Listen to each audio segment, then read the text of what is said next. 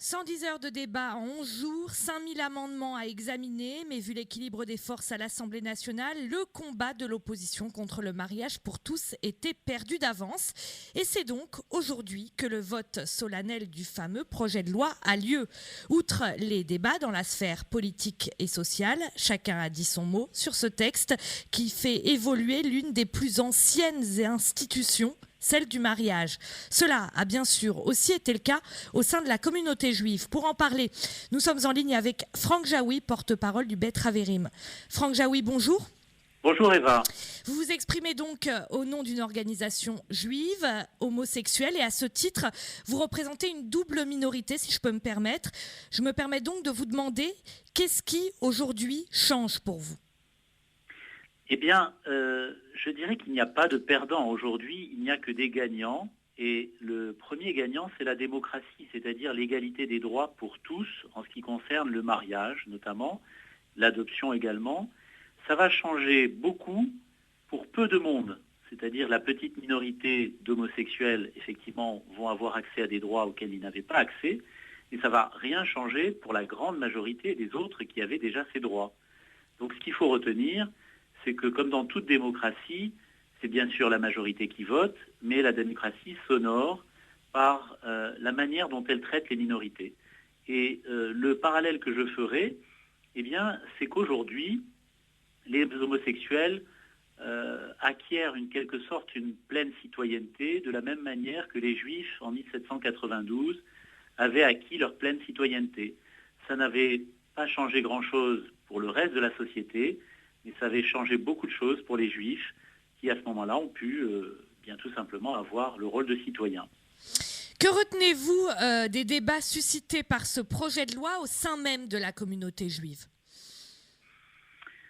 Je vais essayer de retenir les éléments positifs. C'est que aujourd'hui, quand on parle d'homosexualité, eh bien, ça n'est plus un tabou dans la communauté juive. Il y a une dizaine ou une quinzaine d'années, quand j'ai commencé à militer au Bet Haverim, on appelait le consistoire et on voulait parler d'homosexualité et de judaïsme. Le consistoire répondait « il n'y a pas de ça chez nous ». Eh bien, désormais, c'est terminé. Le consistoire, les autres organisations juives, que ce soit des organisations religieuses ou des organisations laïques, bien sûr les laïcs avant, eh bien, le sujet de l'homosexualité est un sujet comme les autres. On parle de parentalité, on parle d'homoparentalité. Et dans les valeurs juives, une valeur très importante, ce sont les valeurs familiales, la transmission des valeurs juives dans un cadre familial. Eh bien, tous les juifs, pratiquants ou non pratiquants, devraient être contents aujourd'hui d'offrir pour la petite minorité d'homosexuels un cadre familial au sein duquel ils vont pouvoir transmettre les valeurs juives, au sein duquel ils vont pouvoir rassurer des enfants qui peuvent être adoptés par le conjoint du parent.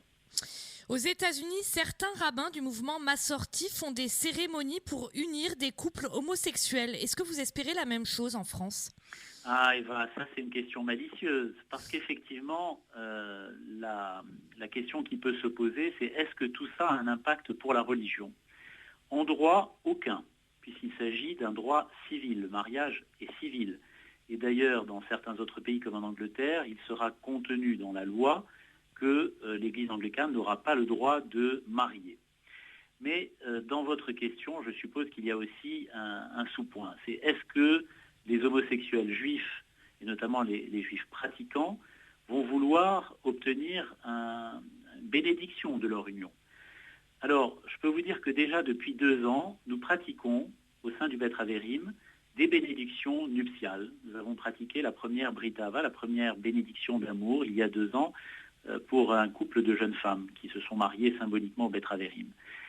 Je ne sais pas si ce genre de pratique se répandra, mais il serait assez logique, et là c'est juste une opinion personnelle, que les rabbins les plus progressistes se disent maintenant, puisque c'est autorisé dans la loi civile française, et que le judaïsme s'enorgueille de respecter la loi civile, eh bien, pourquoi pas que certaines communautés progressistes pratiquent des bénédictions de couples homosexuels, pourquoi pas.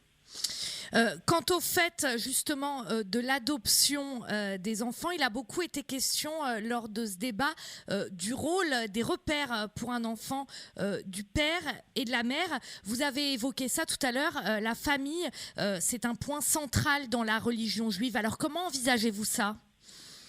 Eh bien, vous savez, la religion juive, comme dans toutes les autres religions, prend acte des évolutions de la société. Ça fait déjà plusieurs dizaines d'années que les situations de père, mère, enfant ne sont pas 100% des cas. Il y a aujourd'hui plusieurs centaines de milliers d'enfants qui vivent soit dans des familles monoparentales, soit dans des familles homoparentales. Et ces enfants ne sont pas, loin s'en faut, tous des déséquilibrés mentaux.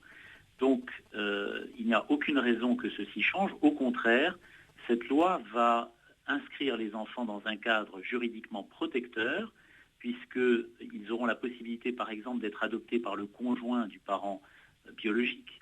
Et dans le cas de disparition du parent biologique, ces enfants ne se retrouveront pas dans une situation d'orphelin. Donc c'est plutôt protecteur. Par ailleurs, il ne faut pas non plus exagérer la situation. Vous savez que cette loi existe depuis une dizaine d'années en Belgique. Il y a eu très peu d'adoptions dans un cadre de couple homosexuel. La réalité, c'est que la plupart des adoptions se feront à l'étranger, probablement de manière individuelle, célibataire, car les pays étrangers ne confient pas encore, malheureusement, d'enfants à des couples homosexuels. Et donc, il est particulièrement important d'aller plus loin dans ce qu'on appelle la loi famille ou les lois famille, les droits du conjoint, les droits du parent social, voire les procréations médicalement assistées, et pourquoi pas en profiter pour toiletter le droit de la famille et réglementer de manière éthique l'accès à la gestation pour autrui, ce qui ouvrirait des nouveaux droits pour l'ensemble des couples. Et là, je ne parle pas uniquement des couples homosexuels.